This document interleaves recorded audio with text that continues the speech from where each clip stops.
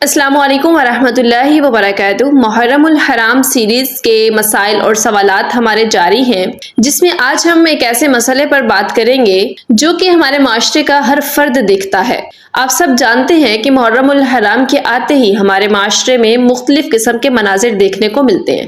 کہیں مجالس ہو رہی ہیں، کہیں نوحے پڑے جاتے ہیں، کہیں سینہ کوبی کی جا رہی ہے، کہیں ماتم، جلوس وغیرہ، اور یہاں تک کہ بعض لوگ تو اپنے جسموں کو زخمی تک کر رہے ہوتے ہیں۔ گرمی سردی کا فرق کیے بغیر پاؤں سے جوتے اتار کے سخت ترین گرمی یا سخت ترین سردی کا موسم ہو، انہیں کوئی فرق نہیں پڑتا۔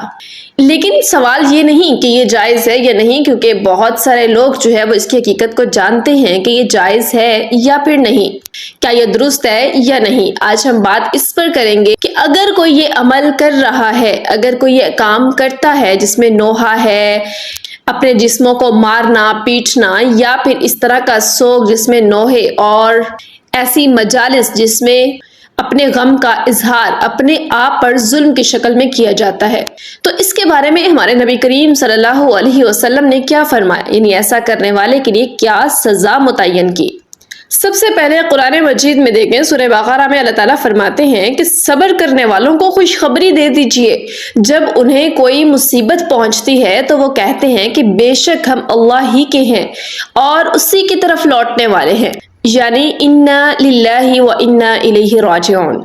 یعنی اللہ تعالیٰ نے مصیبت کے وقت صبر، استرجاع اور اللہ کی طرف رجوع سکھایا ہے، نہ کہ چیخو پکار اور ماتم اور اپنے جسم کو زخمی کرنا۔ اب بات یہ ہے کہ سوگ جو ہے وہ منایا جاتا ہے یا غم کی وجہ سے ایسا کیا جاتا ہے، تو اس پر ہم پچھلی ویڈیو میں بات کر چکے ہیں کہ سوگ یا یہ سب غم کیا ہمارے لیے جائز ہے۔ اگر یہ جائز ہے تو پھر نبی کریم صلی اللہ علیہ وسلم کی وفات امت کے لیے اس سے بھی کہیں زیادہ بڑا سانحہ ہے۔ اور کیا نبی کریم صلی اللہ علیہ وسلم کے رخصت ہونے کا جو مہینہ ہے، کیا صحابہ کرام نے یا بعد میں علماء دین نے یا پھر امت نے کیا ان کے دن پر یا ان کے مہینے پر ایسا کیا؟ تو اسی لیے پچھلی ویڈیو میں یہ بات ہو چکی، میں نے اس کے اوپر جو ہے مکمل آپ کو احادیث بھی دی اور سمجھایا بھی، تو اس لیے آج ہم اگلے ٹاپک پر بات کرتے ہیں۔ صحیح بخاری اور مسلم کی روایت ہے، حضرت عبداللہ بن مسعود رضی اللہ عنہ سے روایت ہے کہ رسول اللہ صلی اللہ علیہ وسلم نے فرمایا کہ وہ شخص ہم میں سے نہیں جو اپنے رخسار پیٹتا ہے، گریبان پھاڑے اور جاہلیت کی پکار لگائے۔ اب دیکھیں کہ جو لوگ یہ عمل کر رہے ہیں، ہمارے میں سے کتنے ایسے لوگ ہیں جو مسلمان ہونے کے باوجود ایسے کام کرتے ہیں۔ صرف محرم نہیں بلکہ اس کے علاوہ بھی ہماری فیملی ممبرز میں سے بھی اگر کوئی دنیا سے رخصت ہوتا ہے تو بعض لوگ ماتم، چیخو پکار، خواتین جو ہے وہ نوحہ کرتی ہیں، اپنے بالوں کو کھولتی ہیں یا اپنے جسم پر جو ہے وہ ہاتھ مار مار کر اپنے غم کا اظہار کر رہی ہوتی ہیں۔ تو یہ حدیث مبارکہ ان سب لوگوں کے لیے ہے۔ تو اللہ کے رسول صلی اللہ علیہ وسلم نے فرما دیا کہ وہ شخص ہم میں سے نہیں، چاہے اپنے آپ کو جتنا مرضی بڑا مسلمان مومن کہتے پھریں، جب اللہ کے رسول ہی کہہ دیں کہ وہ ہم میں سے نہیں، یعنی ہم مسلمانوں میں سے یا ہم اس امت میں جو ہیں ان میں سے ہی نہیں، اس امت میں سے ہی وہ انسان نہیں ہے، تو پھر بتائیں کہ اس انسان کا دنیا اور آخرت میں کیا انجام ہونے والا ہے، جسے میں یا آپ نہیں، اللہ کے رسول صلی اللہ علیہ وسلم فرما رہے ہیں۔ اگر آپ ایک چھوٹی سی مثال کے طور پہ گھر میں آپ کا ایک بچہ ہے، آپ کا ایک بیٹا یا بیٹی ہے، اور اس کے والدین یا اس کے خاندان والے سب ان کے جو سربراہ ہیں وہ یہ اعلان کر دیں کہ یہ بچہ یا یہ بچی ہمارے خاندان کا حصہ نہیں، جیسے عقد نامہ وغیرہ دے دیا جاتا ہے ہمارے معاشرے میں کہ یہ بچہ ان سے آئندہ ہمارا کوئی تعلق نہیں ہوگا، بے شک یہ ہمارے خاندان کا حصہ ہے، بے شک یہ ہمارے خون کا حصہ ہے، لیکن اس کے ساتھ اچھا یا برا جو بھی ہو ہم اس کے وارث نہیں ہیں۔ تو آپ دیکھیں کہ کیا وہ بچہ واقعی میں اس خاندان کا حصہ رہتا ہے؟ اس کے لیے کیا آسانیاں ہوتی ہیں؟ اگر اس کے ساتھ کچھ برا معاملہ ہو جاتا ہے تو کیا خاندان والے اس کی سپورٹ کے لیے کھڑے ہوتے ہیں؟ نہیں۔ تو یہ ایک بہت ہی چھوٹی مثال ہے، اور لیکن اگر دین کے دائرے میں دیکھیں، اللہ کے رسول صلی اللہ علیہ وسلم ہی جسے ہم میں سے نہ ہونے کا کہہ دیں تو پھر اس کے لیے اس سے بڑے الفاظ نہیں ہو سکتے۔ تو آج ہی غور کر لیجئے، کیا آپ کے خاندان میں یا آپ کی فیملی میں یا آپ کے دوستوں میں کہیں پر بھی اگر ایسا کچھ ہے تو انہیں یہ حدیث ضرور شیئر کریں۔ ہو سکتا ہے آپ کے ایک شیئر سے یا آپ کی ایک حدیث سنانے سے اگلے انسان کی زندگی بدل جائے اور وہ اس امت کا بہترین انسان بن جائے۔ اسی طرح ایک اور حدیث ہے، صحیح مسلم کی روایت ہے کہ رسول اللہ صلی اللہ علیہ وسلم نے فرمایا، نوحہ کرنے والی عورت اگر توبہ کیے بغیر مر جائے تو قیامت کے دن اسے گندھک کی قمیض اور خارش کی چادر پہنائی جائے گی۔ استغفر اللہ۔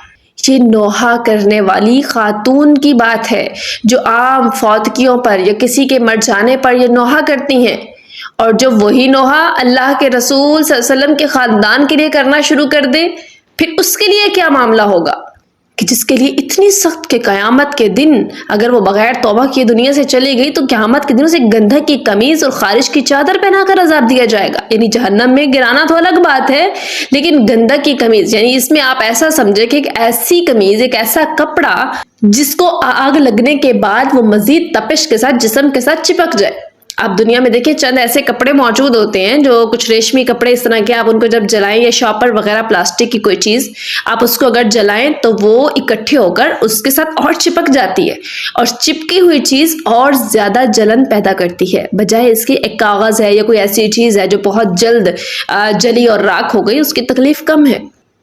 تو ایسی قمیض پہنا دی جائے گی جو جلنے کے علاوہ اس کے جسم کے ساتھ چپک جائے، اسے اور تکلیف دے، اور خارش کی چادر جس میں خارش کا عذاب ہو۔ کیا یہ بہت چھوٹی سی وعید ہے؟ یہ چھوٹی سی سزا ہے؟ اگر آپ اس پر غور کریں تو میرے خیال میں اس سے بڑی سزا نہیں۔ اور پھر آخرت کے لیے یہ تو قیامت کے بعد کی بات ہو رہی ہے، وہاں ابدی زندگی ہے، کوئی واپسی نہیں، کوئی توبہ نہیں، کوئی رعایت نہیں، کوئی تخفیف نہیں۔ اس کے علاوہ صحیح بخاری اور مسلم کی ایک اور روایت ہے کہ حضرت ابو موسیٰ اشعری رضی اللہ عنہ سے روایت ہے کہ رسول اللہ صلی اللہ علیہ وسلم نے ایسے لوگوں سے برات کا اظہار فرمایا جو چیخو پکار کریں، سر منڈوائیں یا اپنے کپڑے پھاڑیں۔ اس میں بھی وہی چیز، چیخنا، پکارنا ہے، یہ ہو گیا وہ ہو گیا، اپنے بالوں کو کھولنا یا منڈوانا، یا اس طرح کے کپڑے اپنے پھاڑنا، سینہ کو بھی کرنا، یہ سب چیزیں اسی میں شامل ہیں۔ تو ذرا غور کریں کہ اگر نوحہ، ماتم، سینہ کو بھی محبت اہل بیت کا طریقہ ہوتے تو کیا رسول اللہ صلی اللہ علیہ وسلم ان اعمال سے برات کا اظہار فرماتے؟ ہرگز نہیں، بلکہ حقیقت یہ ہے کہ اسلام نے غم کے وقت بھی صبر اور ضبط نفس کی تعلیم دی ہے۔ اب اس کے بعد ایک اہم سوال کہ کیا پھر حضرت حسین رضی اللہ عنہ کی شہادت پر غمگین ہونا جائز ہے یا نہیں؟ تو جی ہاں، ان کی شہادت ایک عظیم سانحہ تھی، ہر مسلمان کو اس پر دکھ ہے، لیکن غم اور ماتم میں فرق ہوتا ہے۔ غم دل کا عمل ہوتا ہے اور ماتم اور نوحہ زبان اور جسم کے ذریعے جاہلیت کے انداز میں اظہار غم ہوتا ہے۔ تو اسلام نے اس پہلے حکم کو جائز قرار دیا اور دوسرے کو ناجائز، یعنی جو دل کا غم ہے، اگر دل میں سوگ ہے، دل میں غم ہے کہ پریشانی دل میں رکھی جاتی ہے یا اس کے ذریعے ہلکے آنسو آ جاتے ہیں، تو یہ اپنے کنٹرول میں نہیں، اس کی اجازت ہے، لیکن زبان سے اظہار کرنا، نوحہ ماتم کرنا، جاہلیت کے انداز میں پکارنا، اس سب کے لیے یہ وعید ہے۔ تو سوچنے کی بات تو یہ ہے نا کہ رسول اللہ صلی اللہ علیہ وسلم کی وفات پوری امت کے لیے حضرت حسین رضی اللہ عنہ کی شہادت سے بھی بہت بڑا سانحہ تھی۔ تو صحابہ کرام رضوان اللہ علیہم اجمعین رسول اللہ صلی اللہ علیہ وسلم سے سب سے زیادہ محبت کرتے تھے، لیکن کیا انہوں نے ہر سال آپ کی وفات کے دن ماتم کیا؟ کیا انہوں نے نوحے پڑھے؟ کیا انہوں نے سینے پیٹے؟ کیا انہوں نے اپنے جسم کو زخمی کیا؟ نہیں، بلکہ انہوں نے صبر کیا، دین پر ثابت قدم رہے۔ اسی طرح دیگر صحابہ کرام حضرت ابوبکر صدیق رضی اللہ عنہ، حضرت عمر، حضرت عثمان، حضرت علی رضی اللہ عنہ اجمعین کی شہادتیں بھی عظیم سانحہ تھیں، مگر صحابہ کرام نے ان کے لیے سالانہ ماتم کی کوئی رسم اختیار نہ کی۔ تو لہٰذا محبت اہل بیت کا طریقہ یہی ہے کہ ان سے محبت کی جائے، ان کے لیے دعا کی جائے، ان کی سیرت کو پڑھا جائے، ان کے صبر، تقوی اور حق پر استقامت کو اپنایا جائے، نہ کہ وہ اعمال اختیار کیے جائیں جن سے رسول اللہ صلی اللہ علیہ وسلم نے منع فرمایا ہو۔ تو محرم ہمیں صبر سکھاتا ہے، ماتم نہیں۔ محرم ہمیں سنت سکھاتا ہے، بدعات نہیں۔ محرم ہمیں اہل بیت سے محبت سکھاتا ہے، غلو نہیں سکھاتا۔ اللہ تعالیٰ ہمیں قرآن و سنت کے مطابق دین سمجھنے اور اس پر عمل کرنے کی توفیق عطا فرمائے۔ اور اسی طرح یہ سلسلہ ہمارا محرم میں جاری رہے گا۔ مزید کوئی بھی سوال ہو آپ کمنٹس میں پوچھیں، آپ کو نیکسٹ ویڈیو اسی پر یا پھر آپ کو کمنٹ کا جواب مکمل دے دیا جائے گا۔